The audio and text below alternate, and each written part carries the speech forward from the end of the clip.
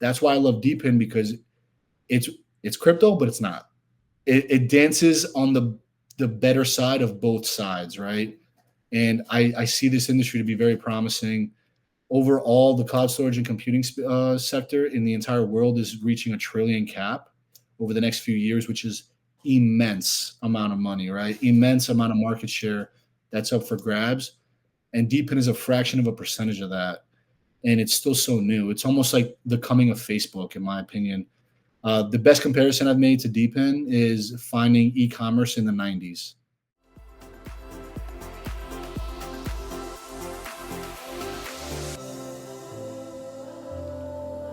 Welcome, everybody. It is Crypto Moose, and it's time to get loose.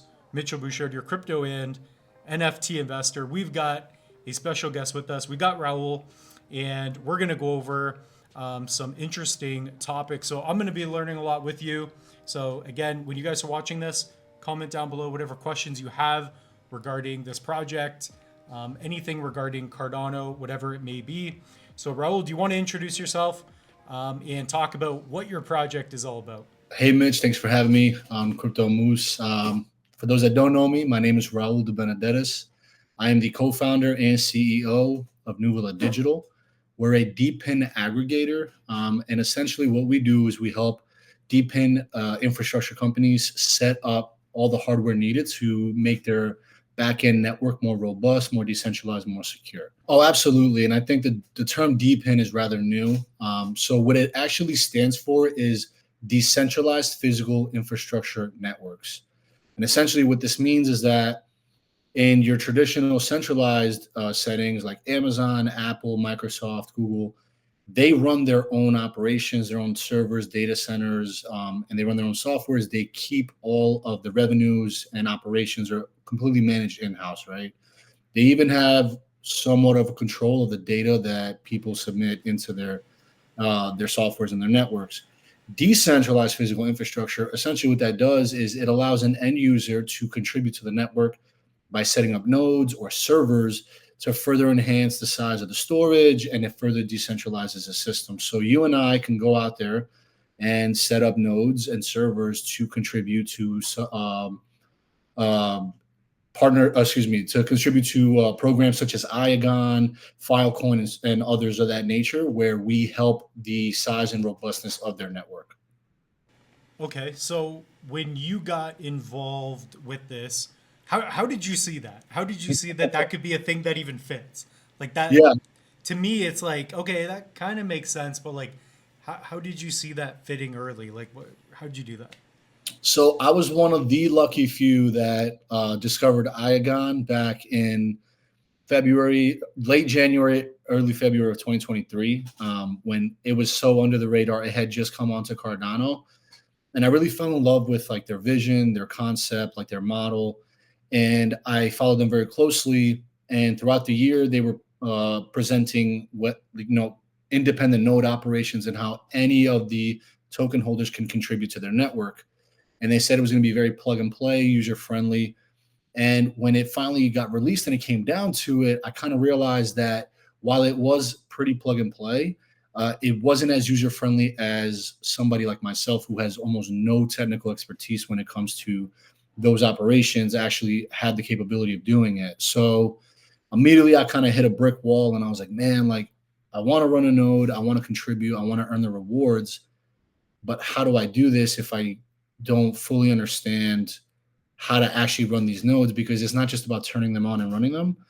There's metrics you have to follow. There's read write speeds, upload download speeds, internet speeds, all these things measure into the performance of the node, which then in turn equates to the rewards that the node earns from the protocol. So having this technical barrier in front of me, I was like, man, like, how do I get around it? And through my network, I ended up founding my co-founder now, Syed Lanka, who has almost a decade of experience running his own data centers. He's ran nodes for many other protocols. He was at the time running nodes for Iagon. And he said, hey, man, I could definitely help you run your own node. And that's when the light bulb went off. And I said, well, instead of just solving the problem for myself, why don't I try to solve this problem for a lot of other people who are in my position? Because at the end of the day, 99.9% of the community is not as technical as the 1% who can actually run these operations. Now, another reason why I wanted to see this through is because as decentralized as these DePIN infrastructures are, they are very centralized in where the revenues go. What I mean by that is protocols such as Igon, they have a 90% rev share model. That 90% goes to only the node operators. So you can see how a large amount of money can start to get trickled down to a very small amount of individuals who are the technically capable ones of running that. So we created Nuvola to essentially be the strong arm for the lesser technical people. We run nodes on behalf of our NVL holders, and in turn, we share a good chunk of the revenues we get from running those nodes with our token holders. Okay, that's interesting. So if you're someone who's a crypto investor, you're familiar with Cardano, like most people on this channel. Let's say you're in Kopi and you missed out on Igon, whatever it may be. So how does this work as an investor? How do you benefit from this? Let's say you have, $1,000, you want to get into it. How does that work? Like step by step a bit. So essentially, if someone has $1,000, they would buy into our NVL token, right, which is available on DEXs on Cardano, DEX Hunter, MintSwap. Simply by holding the token and then staking it into our portal, which will be coming in the next month or two, they are going to get exposure to all the revenues from all the partnerships that Nuvola has. So we started with Igon, and then we also bought some OrcFax validator nodes. That was our second essential partnership. So we're going to earn IAG tokens and OrcFax tokens into our protocol simply by running nodes for those companies. And by being an NVL holder, you are subsequently going to, in exchange, get IAG tokens and OrcFax tokens simply for holding our NVL. Now, as we expand to a third partnership, they're also going to receive a portion of those tokens, all in aspect to the amount of holdings that they have. So whatever percentage of the circulating supply they own, that will be the percentage of the rewards that they earn from all our partnerships. Now, we have what's called a 1-to-X model.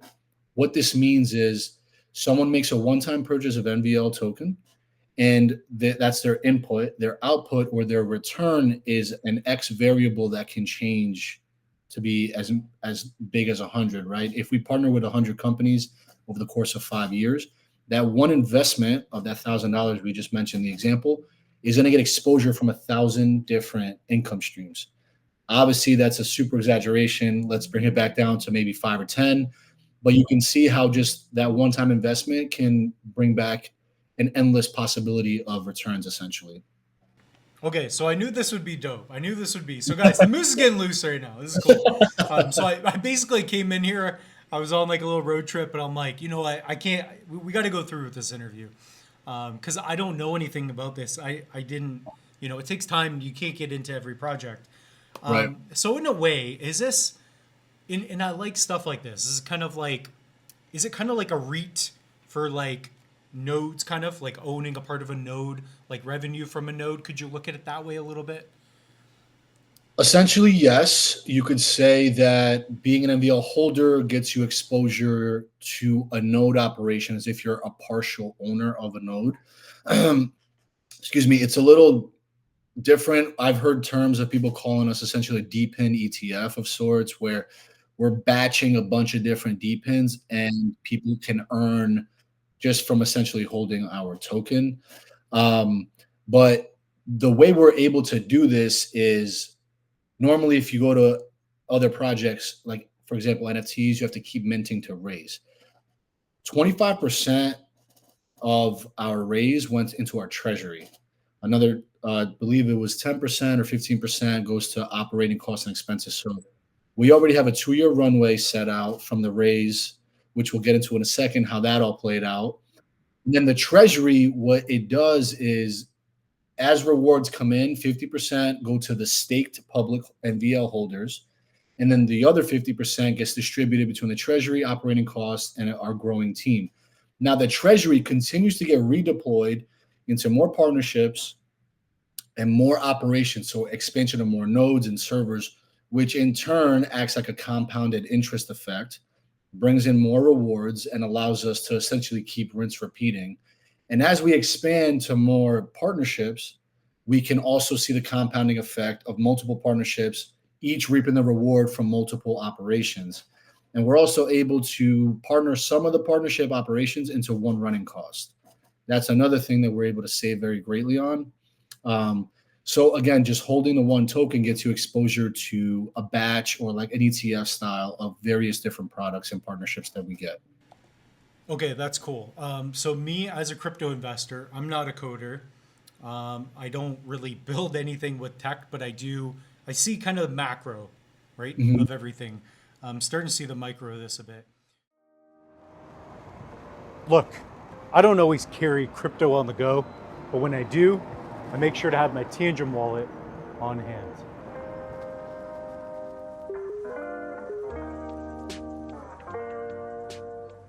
I don't know if you guys are listening, but this is cool. We're essentially doing the heavy lifting, and we went the token route because personally, I'm a token guy. There's way more liquidity. It's easier for people to come in and out, right? So it just was more appealing to our operation or our model to go with a token versus an NFT. I think with what we're trying to do, it made a lot more sense with a token versus a traditional NFT style project, essentially. Both are very good. Just for our model, I think the token was the path of least resistance, essentially. Yeah, okay, so that's dope. So I'm starting to see that. That's making sense.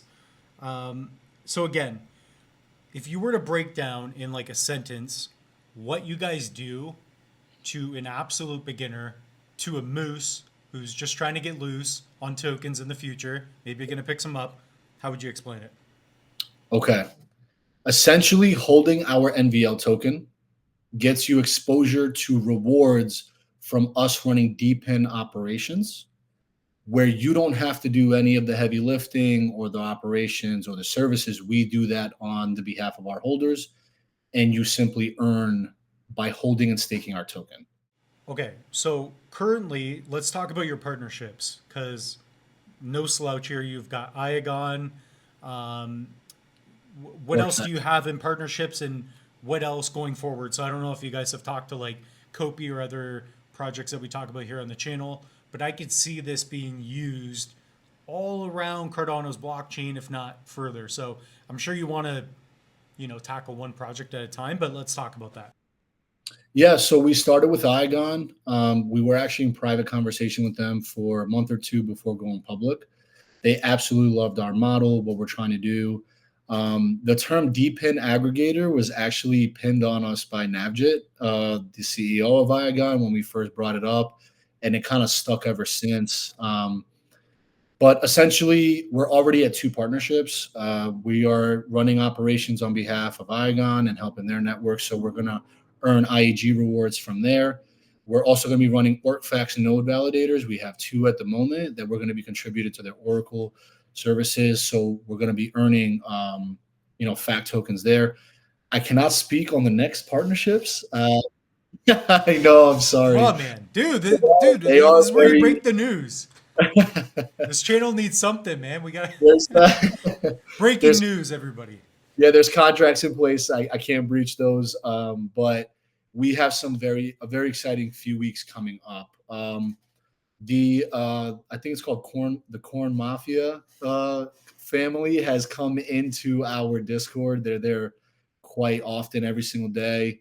So Kopi's on our radar for sure. I can't speak any further on them either as well. But the thing about Nuvola is that we're 2 things. We are chain agnostic, meaning we're not bound to just Cardano. We can go anywhere.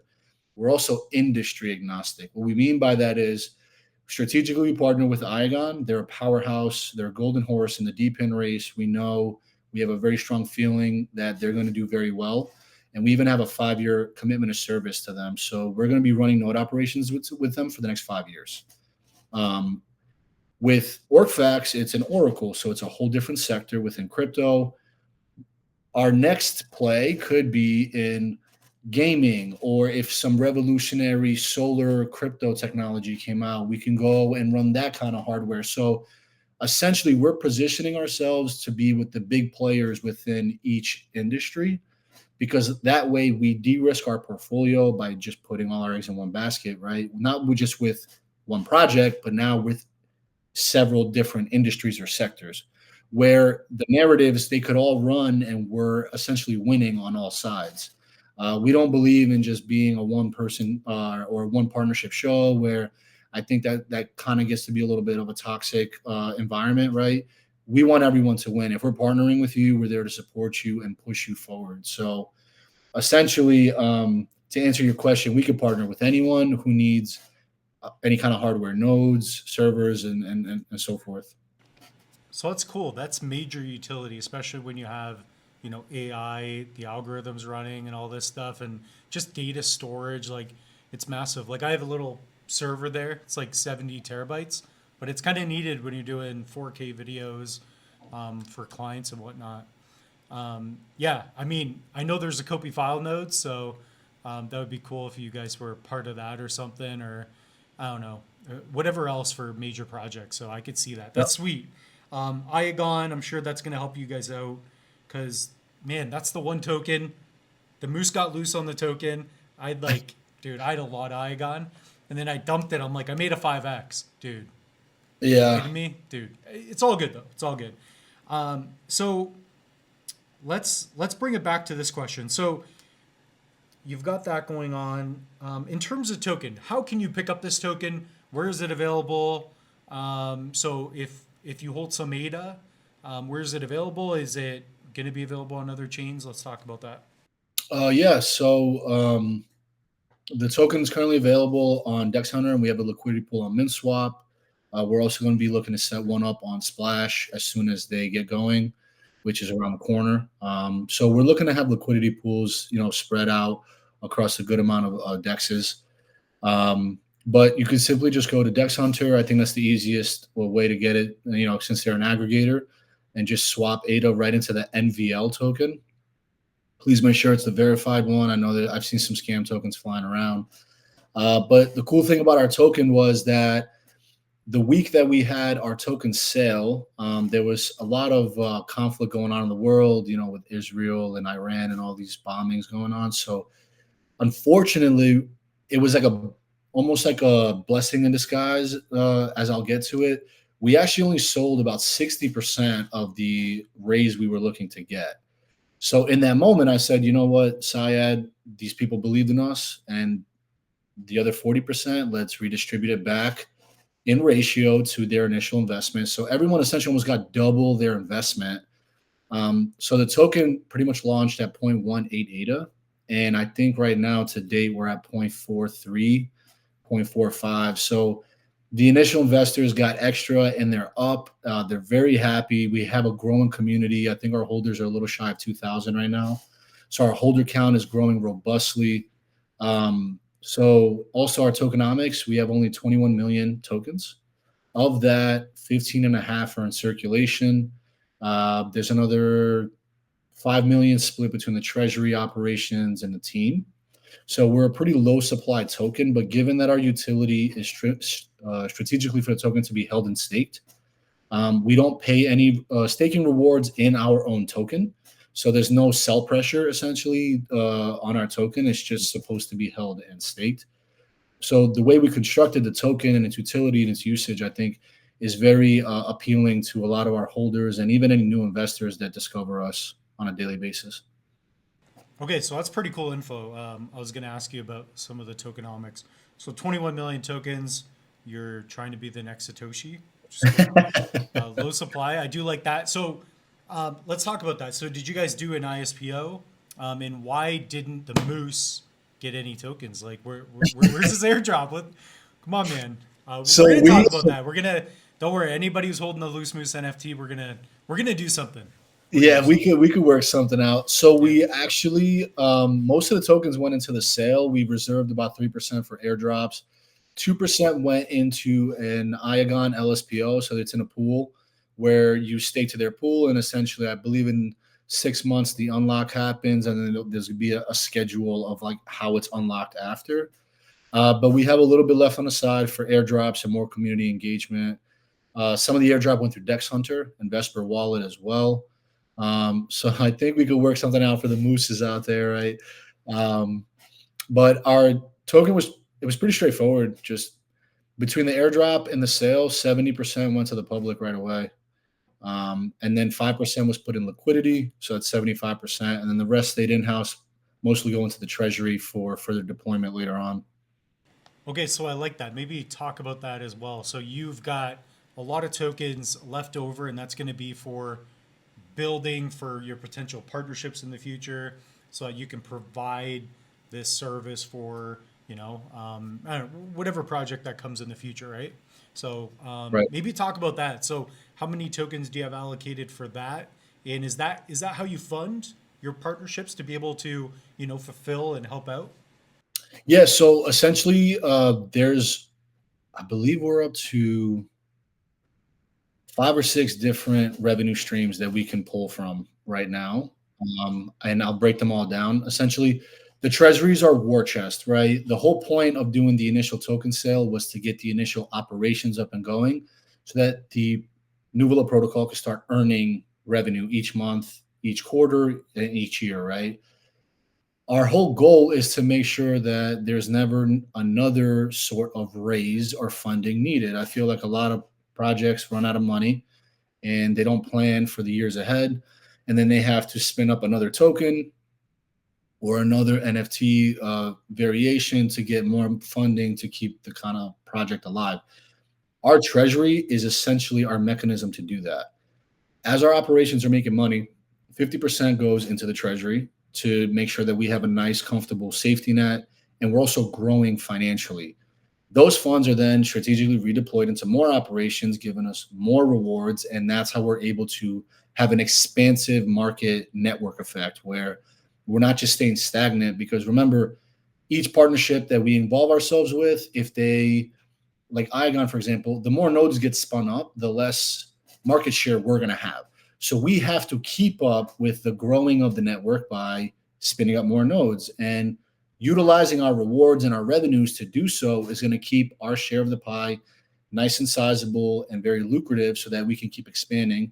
And we do this with each partnership. So the treasury is there in place to essentially protect our investors from us going out of business, essentially, because then everyone loses out, right? But us expanding is the essential drive of the treasury. And we mapped out funding for operating costs and expenses. Like I said, we have a 2-year runway currently where we could run nonprofit for 2 years and we're covered on all our expenses. Now, do we want to do that? Absolutely not, because it means we're trying to stay alive and not expand. So in turn, we'd be retracting because the network is growing without us growing in parallel. I'm sorry if that was a little bit wordy there, but essentially the treasury is there to help us grow and grow robust and fast and also give back to the community as well. Okay, so that's sweet. I like that. So, again, I know we talk about it all the time on the channel, but seems like you guys have a clear vision for, 5 years ahead of time. And even when you started, it's like where you're at today. It's not because what you did last week or one decision. It's like you've been visualizing this. So when did this vision start for you and your team? So let's talk about that. Like, when did this idea come about, and did it blossom the way you thought it would be, or was it due to like a specific partnership? Like, what was the moment? What was that like?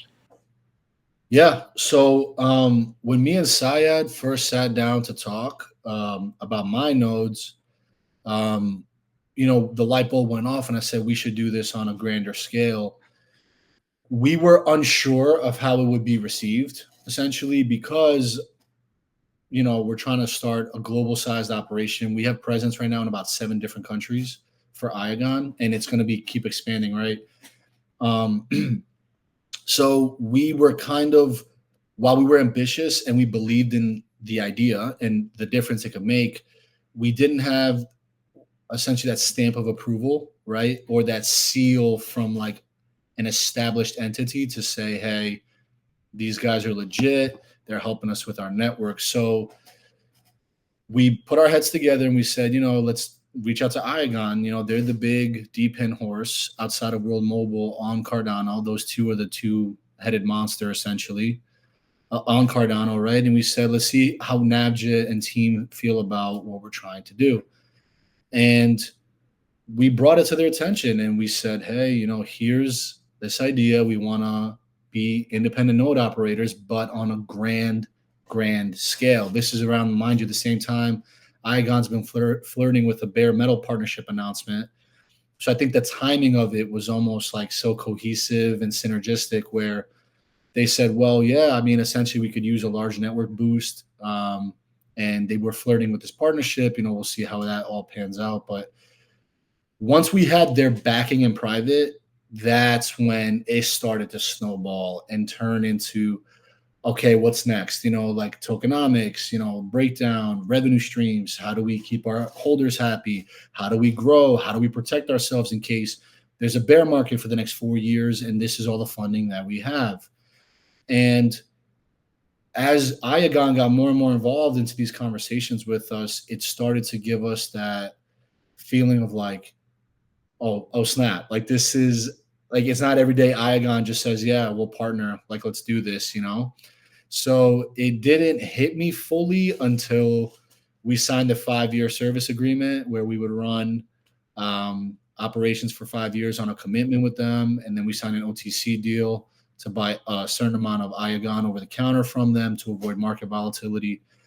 Once I saw those signatures on paper next to Navjit's and it was formalized, done, and delivered, that's when it was like, okay, this is happening. And I'll never forget, it was like the night before we announced publicly that we had partnered with Iagon. I was laying in bed like, oh man, am I crazy? Like, am I really doing this? Like I've been in Cardano since 2018. I've seen the best days and the worst days. I was around before we even had a wallet on the chain. Like it was just ADA on a bunch of different exchanges, right?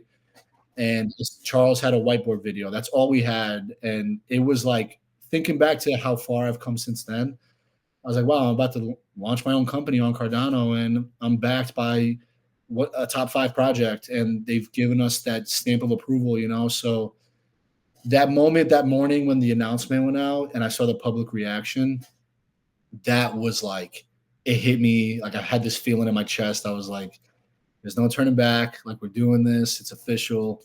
And it was just such a beautiful moment just to see how Iagon stepped in with us. They backed us. We got a couple punches from the community about some concerns, but we handled it so well. We're not malicious in any way. We're here to help. Iagon also stepped in and helped us with those, little conflicts that were going on. But at the end of the day, it was just like such a blessing to watch it unfold from this idea of like starting my own node to us now having a global presence of nodes across 6-7 different countries. And this is just a start. Like the announcements we have coming in the next few weeks are going to be so explosive. I'm holding back from saying too much right now, like obviously, but yeah. Tell us right now, right? No, that dude, like, congrats. You should be proud of that. Thank you, man. It's cool. I can tell even by talking. It's like, I think that's people's number one fear in crypto. It's like, am I going to get scammed? How legit is the project? But I get good vibes from you and what you're talking about. Even based on email, it's like, you can kind of tell, if somebody's authentic, passionate, because you guys reached out, and then you reached out again, like, hey Moose, like, did you get our last email? I'm like, who are these guys? And it's like, hey man, like, what are you doing, Moose? I'm like, dude, like, whatever. It's been a busy week for everybody, but it's like, I could tell you guys are genuine and serious about it, and people gravitate towards the authenticity. So that's cool. Definitely keep that up, right? Because that's the thing, right? It's like you're gonna expand as the more you can build people's trust in a genuine way, right? Because people can smell it, especially in the space, right? Like you do anything sketchy, it's all out there. It's all out there. And that's why we took the approach of we were doxxed day one. Again, I've been in Cardano since 2018. A lot of, Cardano Whale, all these bigger guys, like they know me. I was around before a lot of the other people in the community now were. Yeah, I was in when Cardano was like 3-4 cents ages ago, right? So But our approach day one was, here's a promotional video. My face is on it. My name is on it. We're doxxed. You know where our company is registered, right? We have Iagon backing us. We're not hiding anything. All our wallets, we put out a post with all our ADA handles to the Treasury wallet, the Team wallet, all the staked IAG wallets. The transparency is unquestionable, right? You want something from us, we'll tell you where it is and how fast to get it. So it was an approach that I knew we had to take because the raise was happening about 3 to 4 weeks after we announced, right? Strategically trying to time the market with the halving, and that's a whole other conversation. But there's no doubt in people's minds now. I think we're starting to solidify ourselves, and we still have a long journey ahead. But like you said, transparency is key, and that's been our whole approach since day one. Yeah, that's dope. So I did write down a question. Let's get into. There's a lot to cover here. I'm sure we could talk like 5 hours about just ADA itself in the early days. I'm all for it. Yeah, so you own NVL. Let's say, let's say you have like, I don't know, 10,000 NVL tokens. How can do you earn a yield from that? What can you do with these tokens? And like the main thing is, as an investor, like how do these rewards get distributed to you as an owner? So if you're going to own these tokens, where are these rewards coming from? How does that work in the grand scheme of things? Yep. So you would take your tokens, and we're essentially establishing a staking platform where all you have to do is hold and stake the tokens. It will be liquid staking. There's no lock periods or anything. So if people want to come and go, they're free to do so. We're just going to have a 2-week warm up period where you have to stay staked for 2 weeks to start to earn the actual rewards. That's to avoid a bunch of unnecessary daily transactions in and out. It's going to bog our system, right? So there's a 2-week on ramp. Yeah. On the 15th day, you'll earn all the previous 14 days, and then you're starting to accrue as well. In the staking platform, there's going to be a dashboard that's going to show you your Iagon rewards, your OrcFax rewards, and any other partnership rewards that we're accruing. So you'll be able to see what the treasury has earned or the protocol has earned overall. Then there's going to be a public designation of rewards, and then there'll be your own individual wallet that you'll be able to view how many rewards you've accrued. Now, this is a little tricky because protocols such as Iagon, their rewards don't get paid out for 12 months. So essentially, someone's not going to see their rewards for 12 months. And on our roadmap, I'm not sure if you have it in front of you, but we're building a collateralization of rewards protocol where someone, let's say in 6 months, they've earned 50,000 IAG, instant liquidity, but they don't want to wait another 6 months to receive it.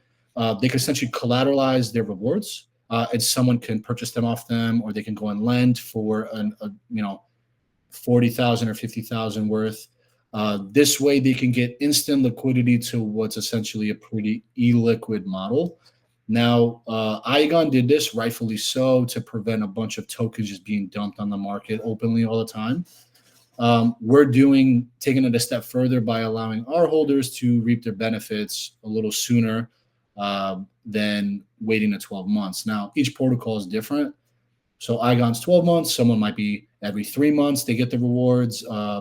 There's other ones we're talking to, partnerships where it's a monthly payout. So it's essentially going to be more for the longer term reward payouts. But all the earnings are going to be able to be visible for our NVL token holders on our dashboard, which is coming. We're about to release the partnership with the staking protocol smart contract provider. So that's essentially where they're all going to be able to live and see their rewards accrue and so on. Okay, so that's dope. So it's not just the token appreciation you can get, but it's also, like by NVL, by you guys growing, you own a piece of that. So I kind of wrote it down. It's like NVL, you can own a piece of an expanding node operating machine, kind of. Does that make sense a little bit? In a way, yes. That's the Moose's understanding thus far. You wouldn't physically own the node. You would own. You own the tokens. The tokens. Portion of the rewards the node is receiving. Yes. Yes. So what kind of portion is that? So that's dependent on your holding size of tokens. So the way the math breaks down is 50% of all the protocol rewards go to public stake tokens. So let's put some simple numbers on it. Let's say we pull in $1 million, right? 500,000 goes to the public, but it only goes to staked public tokens. So let's say of the public, only 50% are staked. The entirety of that, right? So the public stake tokens earn their rewards, and then the other, so half of $1 million is 500,000, 50% gets staked. The other 250,000 gets split 50-50 back to staked reward holders and back to the treasury. So if you're an unstaked holder, your share is a bonus to the staked holders and the treasury. Then we take the extra bonus and the treasury, we redeploy it to further market enhancement advancements, so we could get more rewards, and it kind of rinse repeat. With this model, essentially, the staked token public holders reap all the rewards. Yeah, they get man. there, right? And then they get a bonus if people are not staked. Now, it's only of the staked holdings on the public side. The treasury and the team tokens do not earn from that 50%. They have their own designation, which we run operations with to keep the protocol alive and prospering. So the public only really has to focus on the batch from the 50% of the public, if that makes sense. Yeah. That's pretty simple. So that makes sense. So really, you want to be staking. Yes. Like if you believe in this, and I'm kind of excited to test this out. So can you currently do that? Is that platform available? Not yet. We're built. I can't believe I'm saying this. It feels like an eternity, but we're 2 weeks old. Our token launched about 2 weeks ago today, actually. Oh my God. Yeah, the liquidity pool went live around this time, actually. It was around 7 p.m. on Friday. Oh, today's Thursday, actually. Never mind. About 2 weeks ago. But a portion of the funds raised from the sale are going into fund the staking protocol and everything. So we're looking in the next month or so to have that up and running. But currently, for anybody that holds the tokens, you are retroactively earning rewards. We have about 600 terabytes worth of storage up and running for Iagon that's generating rewards. And we still have a few more servers and nodes that are going to be going online. So we're going to have a significant chunk of storage that's going to be earning a significant chunk of rewards. So before the staking platform goes live, simply holding NVL, we're going to do snapshots. We have to, map out how it's all going to work, and we're going to notify the public. But they're already earning simply by holding the token. Once staking is live, that makes sense. Once staking is live, the rules are going to be applied, and you're actually going to have to follow more of like metrics to earn. Yeah. But at that point, like you said, you want to be staked, because if you're not staked, your rewards go somewhere else. Yeah, and by staking, you get a significant opportunity because, like you said, the people that aren't staking, you're going to benefit from that even, right? So, I mean, it doesn't even matter based on numbers, but it's like, I like things like that in investing where it's like, so I create online courses. I partner with other people and I help them produce online courses. So I'll be like, for example, let's say you wanted to teach somebody how to throw a baseball. You're like a pitcher, right? So I would create a course and I would just be like, all right, I'll do this. You don't pay me to film it. I'm just going to own 50%. So either it does well, I win, you win, or it doesn't work and we both don't win. So I kind of like those things. And that's how I feel like this is a little bit. So, obviously you're placing your bets, right? Nothing in this video should be taken as financial advice. Thank you. Yes. Do not come after the moose or anybody. So I always mention that anyways. That's awesome. And you explained it very well, even with the simple math there. So yeah, you pick up the NVL token, and by owning the tokens, you get to really benefit from, how many nodes and how many partnerships you guys do, and you get a yield for that. And you explain pretty well how that will work. That makes a lot of sense. And again, back to the term, what is it? The DePIN. I always think it's DePIN Aggregator. Yeah. Yeah. So why is that the term? What does the term really mean? Like, where did it come from? What does it mean? So essentially, DePIN is decentralized physical infrastructure, which we've discussed. The aggregator or aggregation part of the term. Essentially, we find, just like Dex Hunter, you put in an order, they find the best pools with the best pricing for the pair you're looking to swap. They execute for you and get you the best essential outcome, right? We do the same thing, but with manual operations for DePIN. We find the best, most lucrative models in DePIN.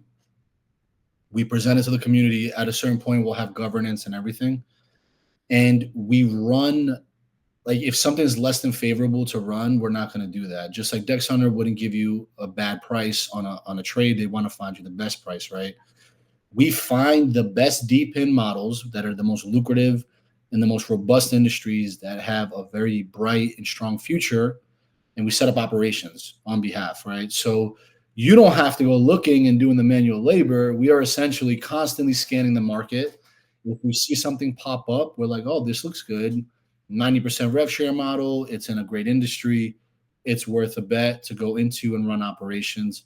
And we go ahead and we start to establish that. Now, it will get, as we grow bigger, we do want to present a governance of sorts to the community. It does get tricky. We do have to figure out how the best way to go about it is, because if we find a project that's early enough or young enough, if we announce it to the community for a vote, then it gets front ran.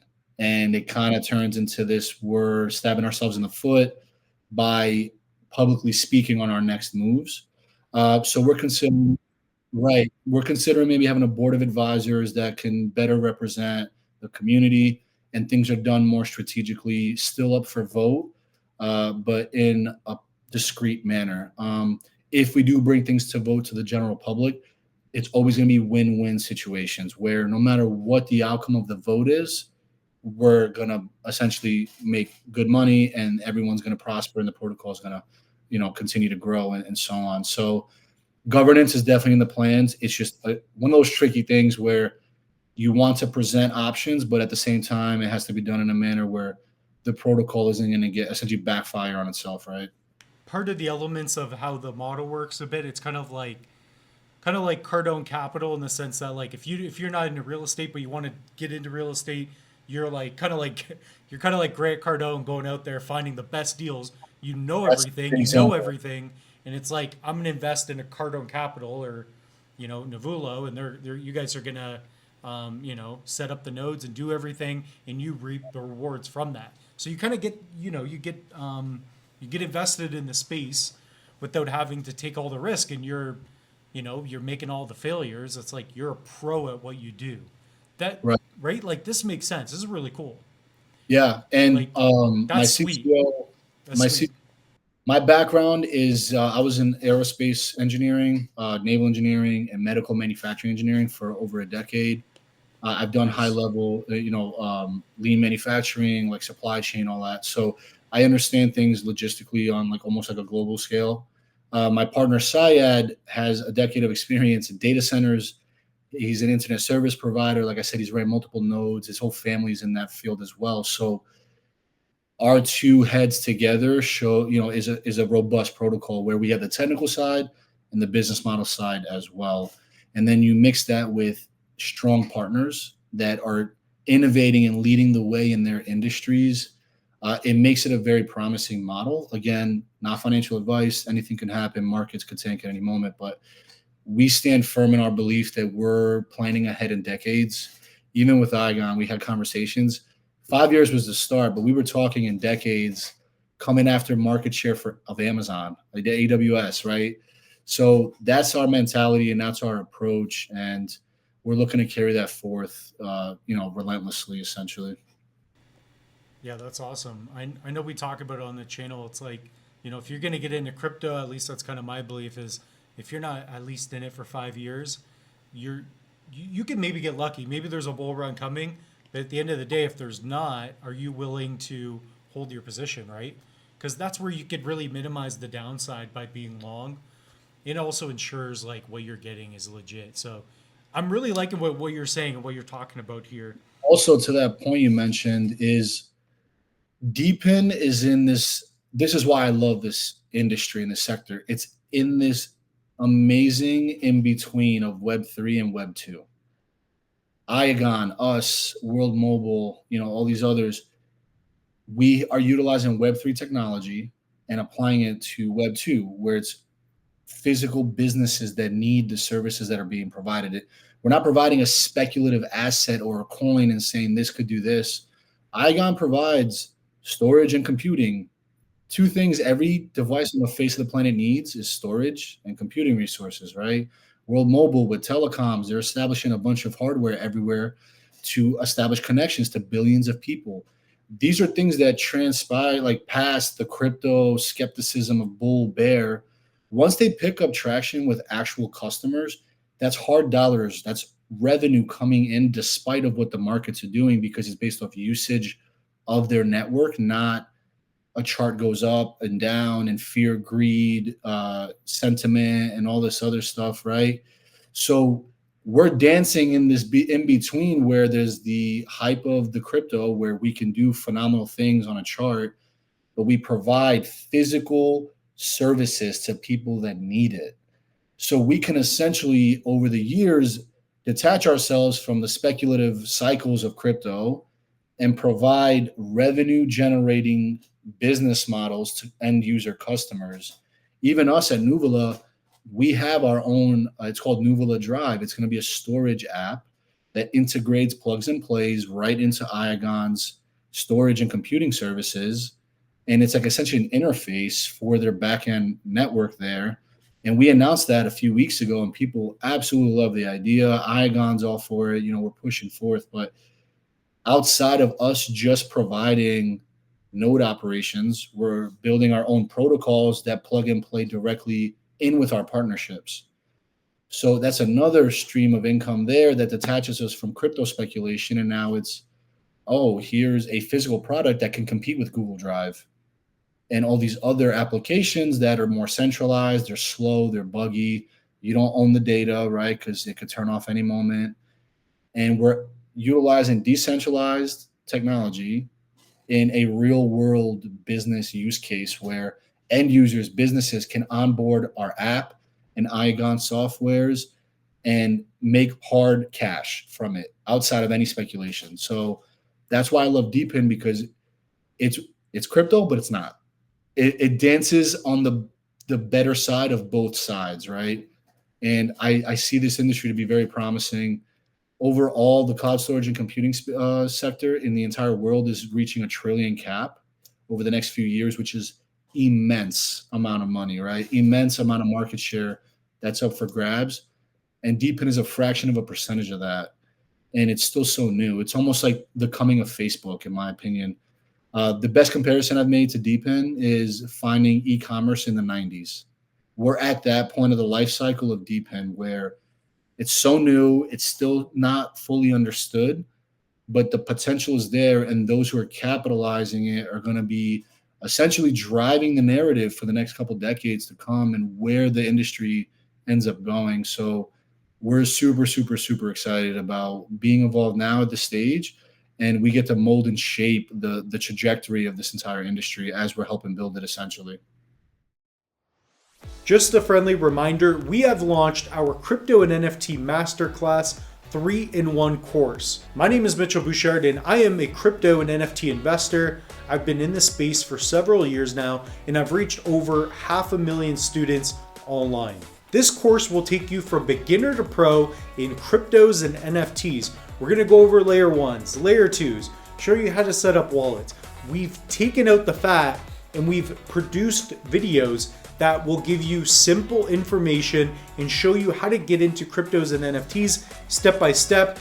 This is a workbook that you will be given when you enroll in the course. We have tons of information here. I have personally put in over 3 years' time to develop this course so that anybody can get into cryptos and NFTs from scratch. For those of you that really want to get into the course, I have a link in the description below. We also have a coupon code, so check it out and we will see you in the course.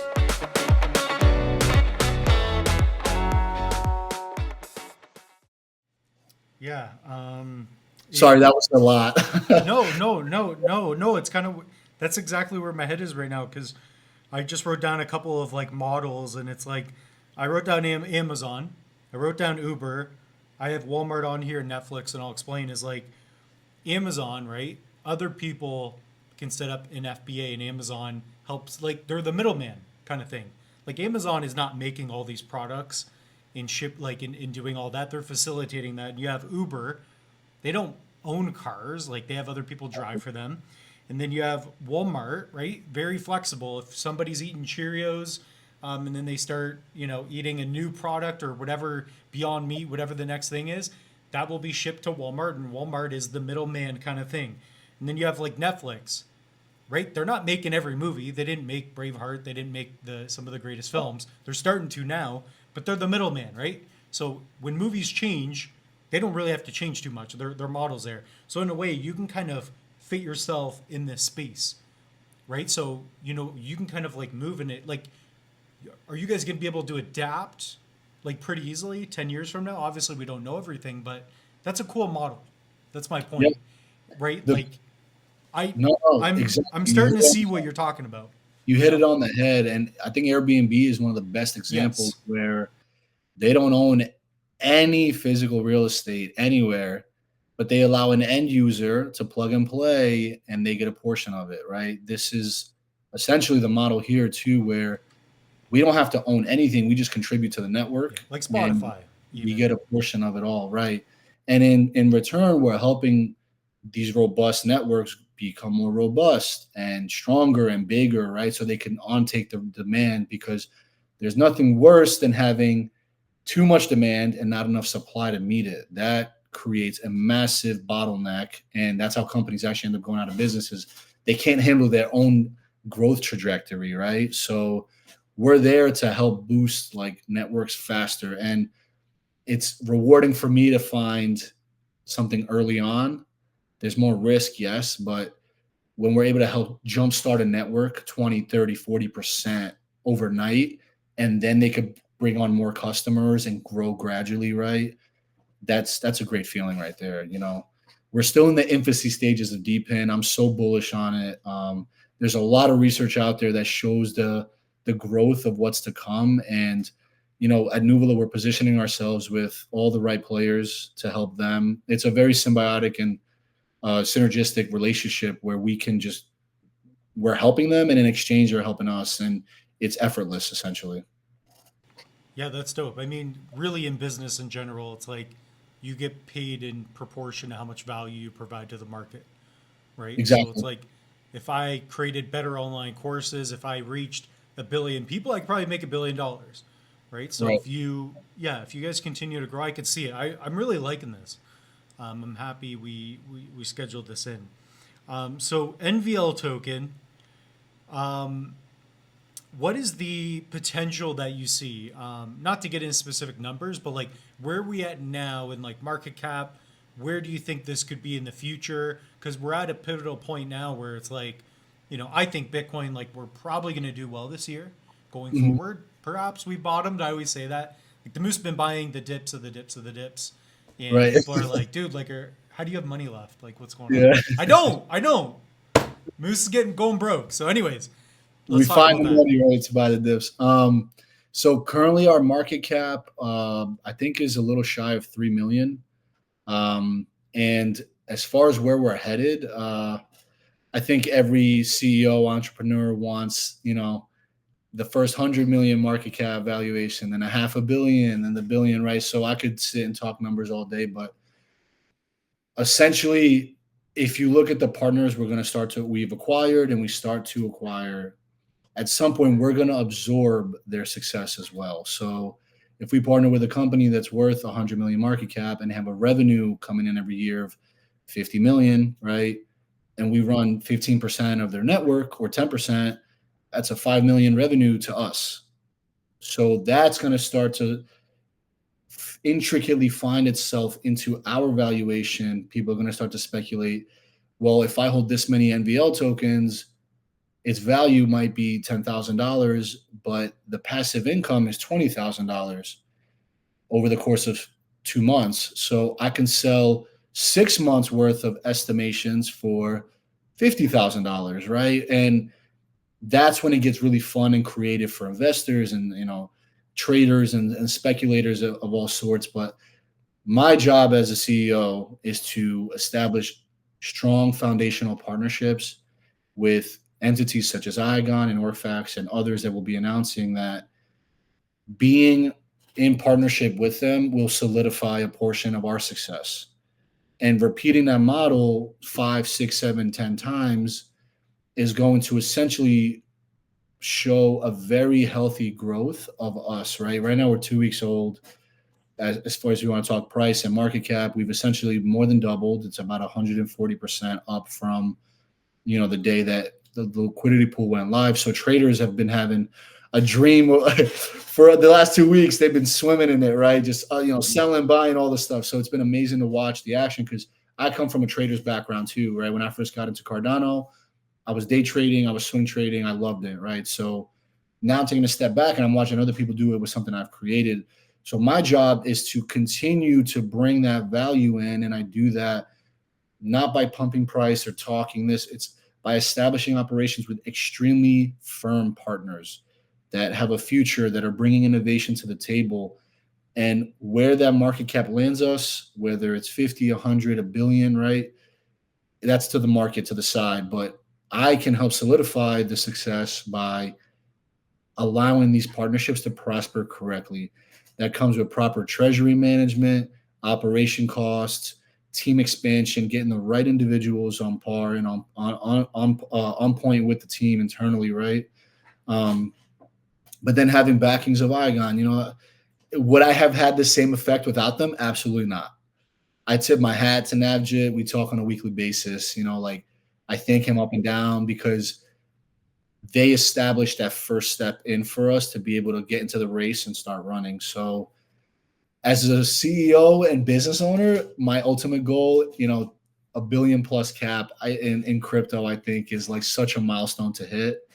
Like I said, I don't like talking numbers and prices, but a personal goal of mine is to see that. Is this, the road is slow, right? We're at 3 million now. So let's get to 25, then 50, 100, 255, and then work our way up. But ultimately, take away all the price and all that and the charts. How successful can I be? By allowing and positioning myself with the right players in this space. That will determine my success. Like they say, you want to be a millionaire, surround yourself with 5 millionaires, you'll be the sixth. That goes with anything, right? Surround yourself with innovators that are busting down walls and challenging things and breaking things and building new, better things. You'll be the next one to do so.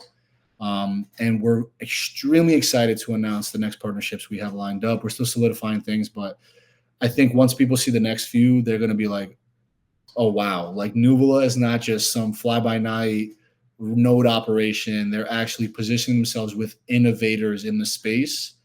And we're going to be in those conversations with the big players on multiple chains that are making all the difference for everyone. Yeah, that's fantastic. So unless you tell me right now, like, we're not going to launch the episode, so the moose needs to know so he can buy up this dip. No, that's cool. No, that's great. I'm sure we'll chat.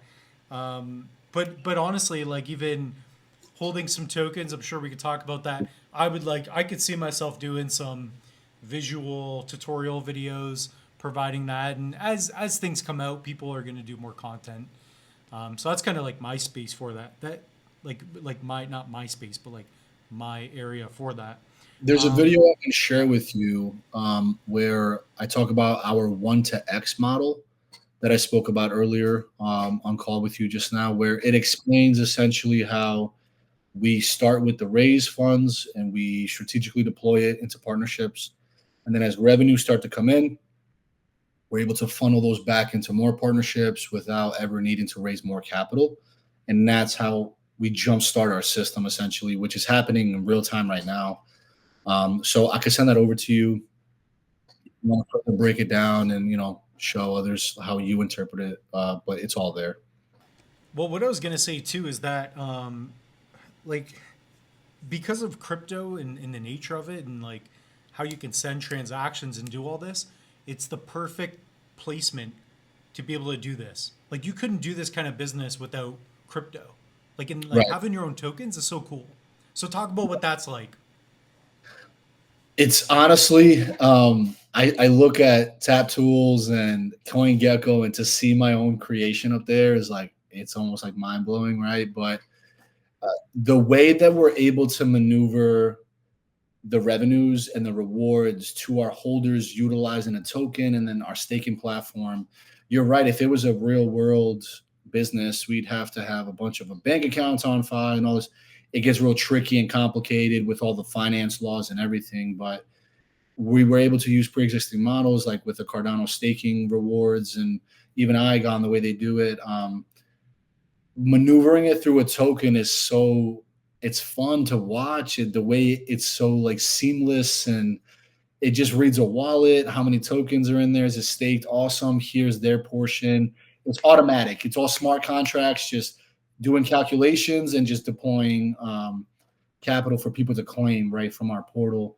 So it's cool, man. It's like, it's a cutting, we're on the It's the cutting edge, and we're future, watching. man. Like this is what Yeah. we've been talking about. Like when I first started investing, I got into crypto. I set up an Exodus wallet.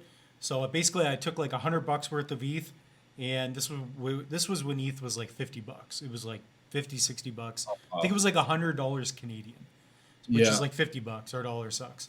So, anyways, I spread it out. I bought like Civic. This was Exodus Eden at the time. Anyways, I opened up my laptop. It like 10x'd. I'm like, what is this stuff? And then and I didn't really know a lot. I just knew that, this was the first smart contract thing. And long story short, I started getting into stocks because that's what your parents do, everybody else. And I'm like, it was like 8 p.m. and I'm like, what? I can't buy anything. Like, what is this? And I Yeah. just realized it's so crap. Like, kids are not going to use anything else except for crypto in 10 years to invest. They're not Absolutely. going to wait. You cannot wait. Like, when it's kind of like when roads become when cars get better, the roads then have to be better to support that. You cannot have horse and buggy dirt roads with Teslas driving. Like Right. roads are going to get better as like I mean they're even talking about having your cars being charged while you drive. Like whatever. The point is that everything's gonna have to get better as the upper echelon is best, right? So Yeah. it's gonna be interesting. Like what you're doing makes sense.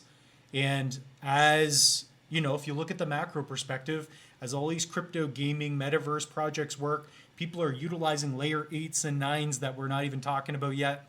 You will be your machine's going to be massive. You'll be running all these nodes and you can own a piece of that. I don't know. Yeah. That's what's going on in No, my head. absolutely. You nailed it, man. You just, technology is advancing, and whether people like it or not, it's happening, right? I think the current banking system is completely failing in on itself, and they're trying to stop crypto, but they can't. It's become a global movement to the point. I have a Bitcoin node behind me. It doesn't even work. I think I messed it You up. know, which, trading traditional stocks, like people get excited about like 8% return yearly, and I'm like, man, I've seen that in 30 seconds. I think I'm so Yeah. desensitized to I like mean, these. honestly, like I've lost like 8% in like the last 2 hours. So, Yeah. I mean, I don't know. Maybe it's not a bad thing. No, dude, I mean, I was around, I was holding Cardano when the COVID dip happened, and I watched that negative 80% like drop in a day. And Oh yeah, that was the dude, I first time cried in my car. it fell into my stomach when I woke up, when I saw like my portfolio, and I was just like, what is going on? Dude, my buddy took a nap and he woke up and he goes, dude, I'm down 30%. I'm like, dude, you got to stay up. Like, you can't take a nap. I swear to Yeah. God, he took a nap. He was down 30%. Like, you can't do that with regular stocks. Yeah, I'll never forget. I woke up, I was down 50, and I drove to work. It was like a 30-minute drive. By the time I got to work, it was minus 88%. I was just like, is it going to zero? Like, is this the day that I'm going to see it all go to zero? Yeah, it was when they announced I think the global shutdown started happening, and the complete panic kicked in everywhere. But I wish I bought, because in that moment I saw Cardano at, I'll never forget it. It was at a penny and a half at the low on this exchange. It was called Ascend now, but I forget what it was called at the time. But it was one of those things where it was like, man, if I only had like $1,000 laying around, right? Because I was all in at that point. because it immediately recovered back to like 7 cents after a week, and I was like, oh my god, my stomach, you know. It's But easier to look back though. You can't. It's kind yeah, of like when we're at the top, you're gonna have to get out knowing that it could still go up another 10x. Who knows, right? exactly. Yeah, the cycles teach you a lot, you know. I've been a part of 2 bear runs and 1 bull run, so I learned a lot about myself the last bull run, for sure. Made some stupid calls, lost my ass on a few things, but I survived. You know, you smarten up and you realize it's all a game of emotions, right? And who can control their emotions the best. Um, so it all seasoned me to get me to this point of essentially having Nuvola, because now I look at things way different, right? Had I not gone through those years of trading and swing trading and losing and winning, I wouldn't be seasoned enough to understand how to run a business in this space, right? Because technically every project is tied to a chart in this space. And whether people like to admit it or not, there's a certain health factor that comes from the charts, right? And that creates sentiment in the public. And while we are delivering operations and we're going to start showing revenues each month, we have to keep the charts looking healthy. And we do that by delivering on the operation. So it's constantly this battle, you know, because there will be sell offs at some point, profit taking, but we combat that by having more operations, more good news, more revenue. So I'm confident that our model is not a pumpy hype kind of project. It's a business with revenues, established operations, established global presence, established partnerships that provide real value to the world, where it'll reflect very nicely on a chart where it's like, oh, this company's very healthy and growing. And because I'm not naive, you know, like I used to trade, and the second you see a red candle, people are like, oh, this company's dead. What's going on? So seeing it from both perspectives is a blessing, because I've hurt in my trading days for sure. You know, not many people I think would have bounced back from the things I've seen or situations I put myself into. So having that mentality, and then the business owner mentality, and then even my engineering and global logistics mentality, it's a blessing, man, to be able to present and see it from 3 different perspectives there. Yeah, that's sweet. I'm sure we could talk about crypto for hours and hours. It's like, Yeah. at the end of the day, though, you do have an interesting background of that. You told me your credentials. I'm like, yeah, I'm not even gonna bring up what the Moose did in college. So, like, I have a 4-year university degree. It means nothing to this guy. So, the thing is though, is like you can control the input, but like the output, you have no Right. control. You have no control. You can expect things, right? Like, I mean, look at what you guys have done. I'm impressed, right? I'm sure, you've done well with your token. Like did like the team, you guys had some allocation and whatnot. Oh yeah, we got 10% of the total. It's locked, 6 months vested, and then there's an 18-month linear release. So we're not essentially getting our full tokens for 2 years, right? Which that to me and Syed was like, put that to the side. We don't care. We prove ourselves by delivering, having lean, robust operations, generating income every single month, you know, putting money back into our holders' hands. Our tokens will appreciate based off how successful we are here. So we look at that as like the bonus. That's the cherry on top. Like if we win and deliver, then we deserve that. If not, then it's all for nothing anyway. So I've been in a few projects where founders get their token, they're dumping the first month into the hype, you know. So to us, it's about the health and the growth of the protocol, and our tokens are there. If we need team expansion, we could pay off out of that. We're not even considering or thinking about those tokens, honestly. And they're all traceable publicly too. We have a team wallet and a treasury that shows all the tokens there, so people can actively trace those.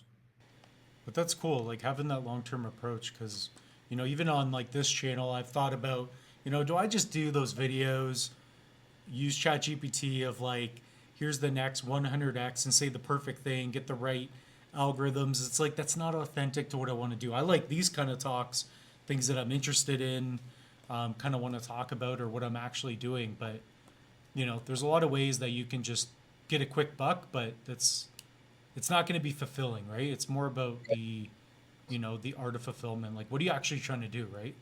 Right. Like, are you trying to, right? Are you just trying to get a quick buck? But then after that, it's like, where did it come from? What's my point here? Because it's money. It's important, but at the end of the Right. day, right? It's like, Even what's the your, you know? the model we present with Nuvola, I've noticed our our user base, our Discord members, it's a more mature crowd, that understands finance and money a little bit better. They understand compounded interest, the ROI, risk rewards and so on. They even understand the partnerships we're getting into and why, and the financial benefits of those and running costs and things. We've had a very mature audience so far, which I love because they understand it's not an overnight success thing, right? We, as much as we can hype into the bull run, we have trajectory ahead of us that we can sustain ourselves through a bear. And here's how. And I'm also starting to see a younger crowd trickle in from other communities that are more meme based or NFT hype based, but they're coming in asking the right questions. And hey, I saw this on this channel, or I saw this tweet from this other person and I'm interested. So it's fun to see all these different backgrounds and approaches to communities where you have guys that are looking for the 100x pump and dump, and then you have guys that are looking for a stable 5, 10, 15-year investment, right? And we can appeal to both of those because, again, what happened with Iagon from February 2023 to now, they essentially, I don't even know how many X's that is, but they went from my first purchase was 800,000 market cap, and they reached the height of I think it was 100 million market cap. So I don't even know Dude, what I the math is. know. I sold early, man. It is 100x actually. I So, had like so many tokens and I sold. I'm like, oh, I made a 10x. I'm out. right. And I'm like, oh, dude, So Moose, you could have retired. Like, I've heard some comments of people could have bought being a like, mansion, dude. The Moose could have been streaming in a mansion. Now he's in the office. it's all right, man. Because I've heard people come in, this is straight out of our Discord, and say, I missed Iagon, I'm not missing Nuvola. Because the capability is there, the potential is there, they see it, right? And again, I say that with confidence, not as a pumper. I say that my goal is to grow as big as Iagon and grow with them and bigger and so on, as big as World Mobile. Like, from a CEO perspective, I want that massive growth and success because that equates to me providing real value to people and companies and partnerships and industries, right? It's not just some 20,000% increase in a week and then it dumps the next day, like a lot of the meme tokens you see. And there's some strong meme tokens on our blockchain that I hold and I value greatly, like Friend and Snack and so on, right? So, but what I'm saying is we can see massive growth like Iagon and World Mobile because of the industry we're in, how we're positioning ourselves. And if you missed Iagon, maybe we could be the next, right? So, but we could do it in a valuable way where we keep on growing and giving versus just up and down, right? And again, I speak as a trader from my past, but also a business owner now. It's my goal is to have both, where I can appease to both sides of the spectrum and keep everyone happy, essentially. You know, that is interesting because even like on this channel, really it's just a reflection of like, I want to learn more about crypto. So how do I, meet people like yourself? How do I, you know, uh, get into projects early? Because like my real background is like sports cards. So like I don't know if you follow hockey, but like I'm a huge like Austin Matthews fan, and I'll find players early, and I'll buy their rookie cards, and then I'll sell them like 10 years later. So like Matthews, I bought his card for like $300. I don't know, it was like 4 years ago. Now it's like 2 grand. Oh So wow. you know what I mean? Like there's a lot of opportunity there, but it's Yeah. based on population, kind of like market cap. And I didn't realize at the time how much sports cards related to into crypto investing. So the other thing though, what I like and what's interesting is, you know, it's like why are you into crypto too, right? It's like I like the projects that I talk about because they're legit. I like the team. They're good investment wise, and they do have the potential to get these, crazy gains, which are cool. Like that makes it fun. Absolutely. But at the end of the day, it's like I also want to talk about things that are good. But in reality, like we are investors. Like we're looking to make gains too. So I don't know. It's just weird. I think most people are looking to make money and they want to also be part of a good project. They want both. I think Right. most people want both. What do you think on that regard? No, absolutely. Like like I said, we have a price talk channel on my Discord, and I'm a trader at heart. I'm a swing trader at heart, which I've slowed down a lot in the last year or so.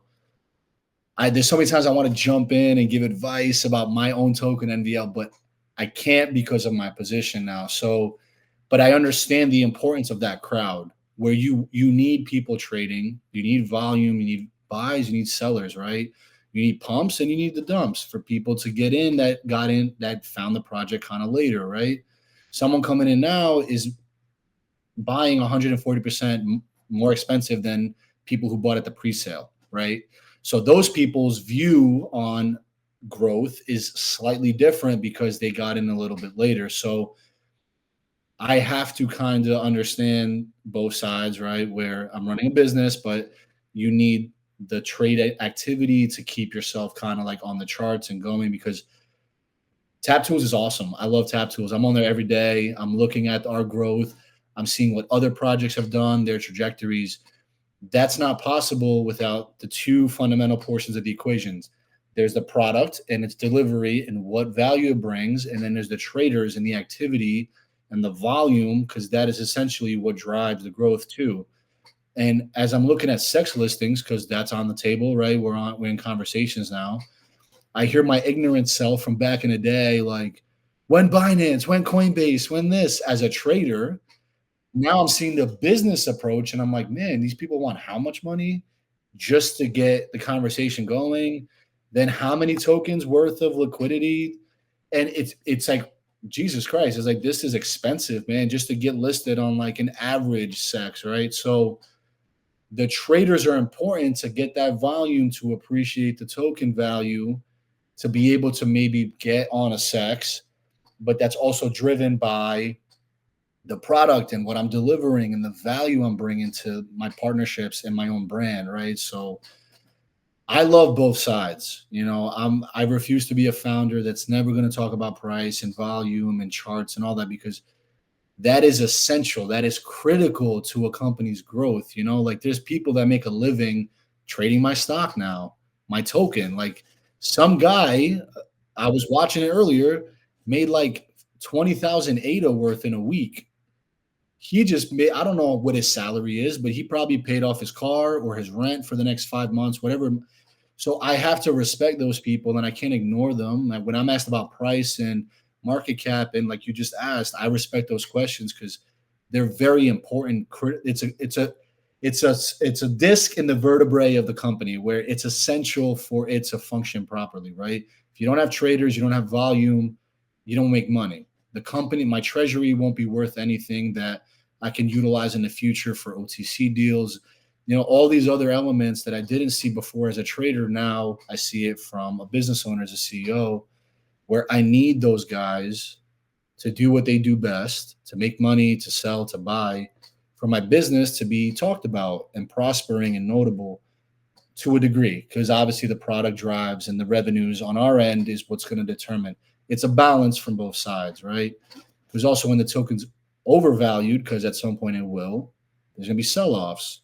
And you need those sell-offs for new entries to come in and then pick the cycle back up. So there's this ebb and flow that I have to always keep in mind. And like I said, I'm happy I come from a trading background, because I remember what it's like on that side and what you're looking for and the things that are appealing.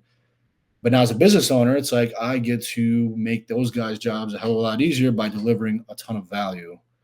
So I like when people say Nuvola is the next 100X. Like, yeah, I'm going to work my ass off to make sure that it is, right? We all want that.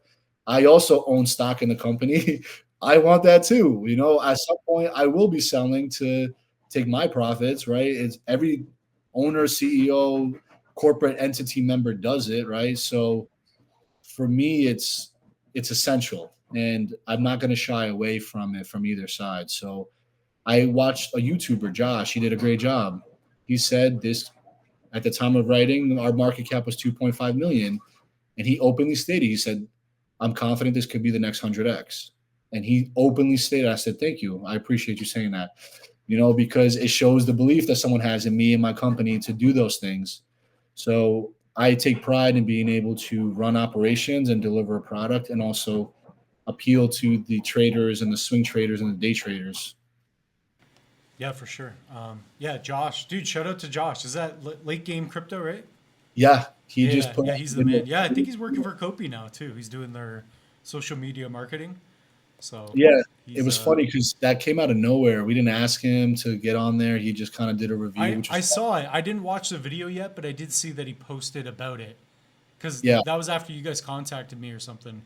So yeah. He was yeah, very honest. He was very to the point. He gave his honest opinion, having yeah, not even spoken to the team, just from an outsider's perspective, and I really appreciated his whole take on everything. yeah, and he knows like I don't know if you've seen our interview, but probably the best interview I've done. Like this one's going great. I did one with Josh on with Late Game. That was a fun interview. So like we got to chat about crypto, crypto gaming, and yeah, like he definitely believes it if he says it. So shout out to Yeah, Josh. I was gonna say a joke, but I'm like I'll leave Josh alone. He's cool. That's dude. That's fantastic. And it's like you are right though. It's there's certain projects where I remember even like cornucopias, they're like, oh, they keep launching these land sales, NFTs, people just thinking that because you make $1 million or whatever it is, that they're just extracting and they don't care about the community. Meanwhile, they're building and they have 50 employees now. And that takes mhm, time because like I have a small business. Imagine having like 50 employees. It's like, well, dude, that takes money. Like, yeah, I don't think most people, especially when you're younger, you think like $1,000 is like holy crap, $100. Could you imagine? And then when you get there, it's like you get to put things in perspective. So that's cool that you have that background, and it is important because you know people weren't talking about Igon or Snek until the token like went exactly. up because I knew about those two, and I just didn't do any videos on them, like not in depth. But I think Kopi, I talked about it a penny, but people started talking about it when they started getting on dexes, Yeah, exchanges. They become, not chain agnostic, whatever it may be. Wow, this is cool. And by the way, like I haven't looked at all the tokenomics, and based on what you said, I can see the vision. And with that market cap, this is really a project that could 100x if there are any, because at the end of the day, it's going to be the market cap and the partnerships and getting in early. So you guys are like little baby. It's like you may have baby LeBron James, yeah. right? Who knows? You know? One thing that's really cool about us is essentially, we've acquired 4 million Igon from our raise, right? Igon, Dude, yeah, send me some. Send me some, man. all going I had 4 million Igon. I sold that like fraction of a penny. Who knows, man? all going to operations, but essentially our treasury is backed by 4 million Igon. We have 1 million OrcFax token. It's backed by 4 million Igon and 1 million OrcFax tokens and 2 validator nodes. So Iagon's token does well. Guess what? Our treasury is holding 4 million Igon tokens. So we are going to absorb that value there as well. Let's say Iagon goes to $1. We now have a $4 million backed treasury by Iagon alone. That's no doesn't even count our own token and its valuation and the rewards it's kicking in. So our model can be dissected so many ways, and there's so many lucrative ins and outs of it. And I'm really proud of what we've created. And I think people are going to start to really see it into effect as we announce our next partnerships because the 1 to X model is starting to formulate into its own kind of thing. And it's self sustaining, right? So it's not like our treasury is just backed by the value of NVL. We hold a lot of Ion. We have a good amount of Warfax, and whoever else we bring on, we're now, as those tokens appreciate in value and the traders do their thing and those products, those companies deliver, it further increases our value because we hold those valuable assets and we're giving those back to the community and we're reusing them. So we could go on forever about how this essentially feeds itself. But that's one thing I love best is most protocols, they have to survive off the value they drive by their own product and their own token. We have our own product, we have our own token, and we have a bunch of other tokens that are going to do extremely well, in my opinion. So we're backed by other big players in the game, essentially. So it's a really good position to be in. We're very comfortable. Granted, again, the markets could shit the bed tomorrow and all of this goes to nothing. It's still risky and whatnot, but Yeah. we're taking very calculated risks with everyone we join forces with. And if we're getting in with them, just know that we believe that they're a power player in the space. And if they're getting in with us, I think it further solidifies what we present to the table. Yeah, I'm going to be like, yeah, though that's interesting. Just to like, yeah, I'll be that guy commenting. It's like, you guys are like an ETF backed by your own ETF kind of Yeah. thing. It's like, it just to upset you. I'll be in there undercover. Sometimes a Yeah. neutral. I just mess with people. I don't know. The Moose says, dude, that's good. So how can people, again, pick up the token? How can they follow you guys? I've been on the website. And Yep. by the way, the website is nice. I saw the roadmap. We're going to be adding B-roll throughout this. So you Yeah. guys comment out of 10. How did the Moose edit this episode? So The token again can be found. We have a liquidity pool on MintSwap. You can buy directly on MintSwap. Most of our users, I've noticed, use Dex Hunter. We are looking to open up other pools on Splash and others as those come online. So we'll also be a borrowable asset. We're already live on Cera.io or Cera. I forget. I don't know how to pronounce CERRA.io. We just went live for lending on there. We have a proposal in with Levy, so it's looking like it's going to get passed, and we should be a lending and borrowable asset on there as well. So there's going to be several different ways you can get your hands on it and play with the NVL token. And then as far as our socials, our Twitter is just Nuvola Digital. We were able to finally get that handle. We had Nuvola Digital _ for like a few weeks. And then one day Syed was like, let me just see if it's available. And then we got it. So it's just at Nuvola Digital. And then our Discord, obviously, you can find the links in the bio. And our website is nuvoladigital.io. So it's pretty straightforward. We do a really good job on Twitter. We've had a very big natural following hit us in a few short weeks. We're creeping in on 4,000 followers, all active users. I think our interactions have been through the roof and very genuine. So yeah, if anyone has questions, hit us up on Twitter or jump in our Discord. We're online every single day, all hours of the day. We have 3 amazing mods, Lucy, Justin, and Coinfera. They do a phenomenal job for us there. While Syed and I are in meetings and interviews or just working on protocol stuff. So yeah, that's great. Okay, so you guys know everything about the project now. We're at like an hour and a half, so we'll cut it. But we're probably gonna have you back on. it's been an hour and a half. That's incredible, Yeah. man. So What a okay, great so conversation. I'm gonna wrap this up. We're gonna chat a bit after this. I want everybody who's subscribed to check out the project at least, and I'm definitely gonna be doing some more videos, deep diving, and maybe we'll have some little 1-minute reels as well. So, anything else you want to say? No, man, it's been a pleasure. This has been a phenomenal one. I can't believe it's been an hour and a half. Yeah, dude. We've covered a lot. This is good stuff. Yeah. All right, guys. So we'll see you in the next one.